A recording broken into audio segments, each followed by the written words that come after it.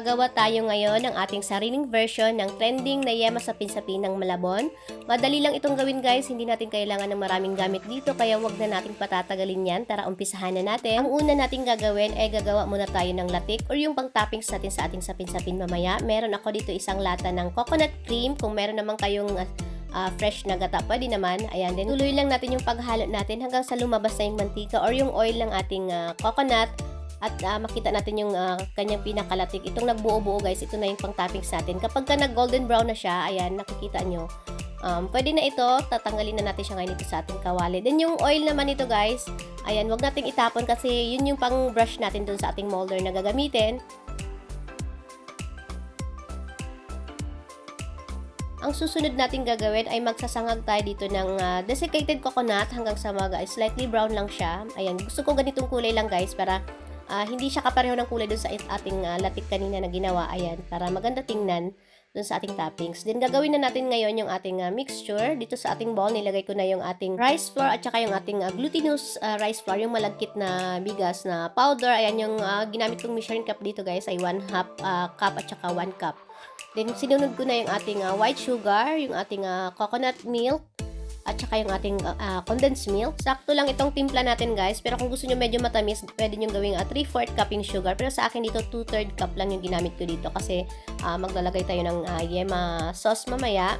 Then ayan, i-mix lang natin ito hanggang sa mag-smooth na yung ating mixture. Pwede nyo siyang salain para sigurado po tayo na walang lumps talaga. Pero sa akin, wire whisk lang yung ginamit ko dito guys. Ayan. Kapag ganito na siya, pino na yung mixture natin. Pwede na ito. Ayan, then i-divide lang natin o hatiin lang natin siya sa tatlong portion dito. Gumamit ako ng tatlong bowl dito. Then para sa ating flavor na gagawin, dito sa ating isang bowl, naglagay ako dito ng 1 tablespoon na ube flavoring. Then dito naman sa kabila ay naglagay ako ng mango flavor. Ayan, pwede kayong gumamit ng langka flavor. Since wala ako, ayan, yung mango yung ginamit ko dito. Pwede rin po kayong gumamit ng pandan flavor. Ayan, depende na sa inyo guys. Pwede rin kayo maglagay ng ubi halaya or yung pure na langka. Pero ako guys, hindi na ako naglagay dito kasi ayan, marami na tayong toppings na ilalagay. Dapat medyo plain lang yung pinaka-base natin. Ito na yung ating coconut oil kanina. Ito yung ipang brush natin dito sa ating molder. Bali 6 inches pala yung ginamit kong round cake pan dito guys. Ayan, kaya yung ginawa ko palang mixture dito, gumawa pa ako ng kalahati pa dun sa recipe natin. Kasi gusto ko medyo makapal yung sapin-sapin natin. Pero kung gagamit kayo ng medyo maliit lang na molder, pwede na itong isang recipe lang. Then ayan, ito yung una nating flavor na nilagay dito sa ating baking pan, yung ube natin. Then steam lang natin ito guys sa mga 10 to 12 minutes lang hanggang sa matuyo lang yung pinakaunang layer natin. Ayan, medium heat lang din po yung gagamitin natin dito. Kung ayaw nyo naman siyang ilagay sa baking pan guys, pwede siyang i-steam doon sa mga puto molder. Then ayan na siya, after 12 minutes tuyo na yung unang layer natin. Ayan, gagamit din tayo dito ng toothpick para test natin kung luto na yung unang layer. Then steam natin ito ulit. After natin ilagay yung ating second layer, steam natin siya ulit ng 10 to 12 minutes pa rin. Same procedure lang guys. Ayan, 10 to 12 minutes lang yung steaming time natin kada layer. Basta gagamit lang kayo ng toothpick test para i-test yung inyong sapin-sapin kung luto na. Kapag wala lang dumidikit, ayan, ibig sabihin luto na siya. Ito na yung pang last layer natin. Then, ayun, palalamigin lang natin ito bago natin siya i-unmold or tanggalin dun sa baking pan natin. Habang pinapalamig natin yung ating sapin-sapin, gagawin na natin ngayon yung ating yema sauce. Dito sa ating kawali, nilagay ko na yung ating konting white sugar. Tutunawin lang natin ito sa mahinang apoy lang hanggang sa magiging amber na yung color niya or parang slightly golden brown lang siya guys. Ayan, then ilagay na natin yung ating butter. Ayan, then i-mix lang natin ito hanggang sa mag-melt na yung ating butter. Then ilagay na natin ngayon yung ating condensed milk. Yung color pala ng inyong yema sauce ay nagdedepende dun kung paano nyo i-brown yung inyong sugar. Kung medyo dark yung inyong pag-melt ng yung sugar, dark din yung magiging color ng inyong yema sauce. Then ayan, i-mix lang natin ito hanggang sa mag-melt na ulit yung mga nabuo-buong sugar. Ayan, nakikita nyo guys, kailangan i-melt natin yan ulit. Naglagay din ako dito ng evaporated milk. Ayan, tumutulong ito guys para hindi agad tumigas yung ating yema sauce. Kahit ilang araw na, masarap pa rin siya. At pwede natin itong ipalaman sa ating tinapay guys. Maganda yung consistency ng yema sauce natin. Nag-add din pala ako dito ng 2 tablespoon ng water at saka konting salt, 1/4 teaspoon. Hindi ko lang pala nakapakita sa camera guys, naka-off pala. After kong nilagay yung 2 tablespoon na water, ganito na yung consistency ng ating yema sauce. Ayan, medyo runny consistency lang niya. Kasi lalapot pa ito guys kapag lumamig na siya. Tinransfer ko lang siya dito sa aking lalagyan. Dapat may takip yung lalagyan natin para in case na hindi maubos. Ayan, pwede natin siyang takpan. Yung dapat naka-airtight container para hindi siya agad-agad masisira. Tumatagal ito ng mga isang buwan guys. Dapat sa chiller lang siya. Pwede nyo na rin pala siyang idiretso na lagay dun sa inyong sapin-sapin after kayong gumawa ng yema sauce.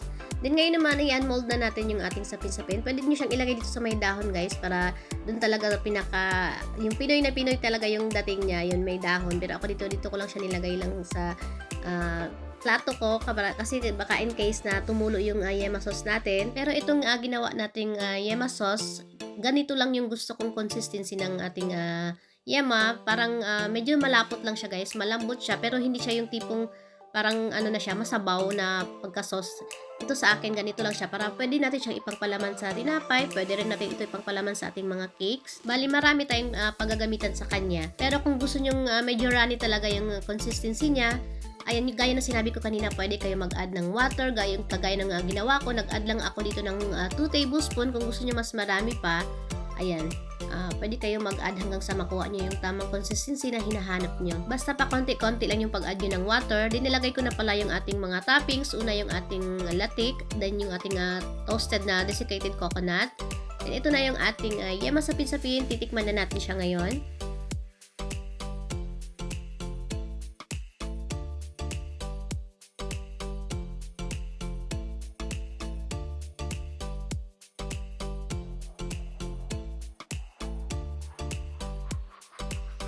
Ang masasabi ko lang dito guys, hindi siya yung ordinaryong sapin-sapin lang. Ang laki nung nilevel up niya nung paglagay natin ng yema sauce, kaya pala siya trending dahil napakasarap niya guys. At saka yung pagkakunat niya, hindi siya yung tipong mabubulunan ka or didikit sa ipin mo, sakto lang din yung pagkakunat niya. Kaya gumawa ka na rin ito guys dahil sigurado ako magugustuhan nyo rin ito. Hindi siya matamis, sakto lang din yung timpla niya. Hindi kayo mapapahiya guys kapag ito yung i-offer nyo sa inyong mga bisita. Dahil sa sobrang sarap niya guys, kakaiba siya. At pwede nyo rin naman ito ipang benta or gawing negosyo kung ayaw nyo naman siyang ilagay dito sa baking pan dun sa ginamit natin. Pwede nyo rin siyang ilagay dun sa mga photo molder kagaya ng sinabi ko kanina, din ilagay nyo siya sa bilao. Pwede siyang ibenta na per bilao or per piece dito sa ginawa natin na nakalagay sa baking pan. Depende na sa inyo guys kung saan nyo siya i-steam. Tingnan nyo yung yema sauce natin guys. Kahit malamig na siya, hindi siya tumigas. Ganito lang yung gusto kong consistency ng ating yema. Ayan, malambot lang siya. Hindi siya runny, hindi rin siya ganun kalapot. Basta sakto lang siya. Pwede nyo rin siyang ilagay sa ganitong lalagyan dito sa aluminum tray. Ang size nito ay 7 inches. Ayan, maganda siya kasi may takip. Dapat yung size ng sapin-sapin natin ay maliit ng konti dun sa gagamitin nating aluminum tray. Ang size ng sapin-sapin ko dito ay 6 inches. Papakita ko lang sa inyo guys. Ganito na yung yema sauce natin kinabukasan. Hindi siya tumigas. Ayan, nakikita nyo malambot pa rin siya. At pinalaman ko ito sa tinapay. Napaka-perfect din ito sa mainit na pandesal or kahit anong tinapay na meron kayo dyan. At hindi ito matamis guys, kahit papakin nyo siya, okay lang. At kapag gusto nyo namang tumagal yung shelf life niya, pwede nyo siyang ilagay sa chiller, tumatagal siya ng 1 buwan. Pero dito sa amin, hindi ito tumatagal guys kasi pinapapak din namin to. Masarap kasi siyang papakin, para siyang, naalala ko dati gumagawa kami ng yema candy. Yung yema lang guys na yung binibilog lang. Tapos kino-coat lang siya ng sugar. Yun yung binebenta namin dati sa school. Kaya gumawa na rin kayo nito guys at para matikman nyo na yung ating version ng trending ngayon na yema sapin-sapin. Promise guys, masarap siya.